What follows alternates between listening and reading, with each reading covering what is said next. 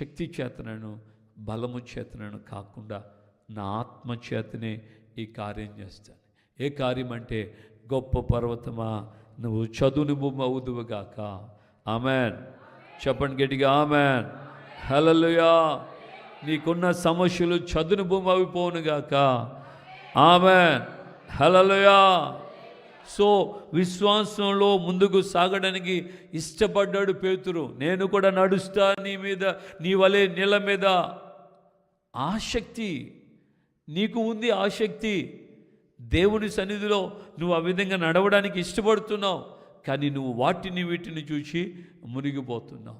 వాటిని వీటిని ఆధారం చేసుకొని దేవునికి దూరం అయిపోయే పరిస్థితులు ఏర్పడుతున్నాయి.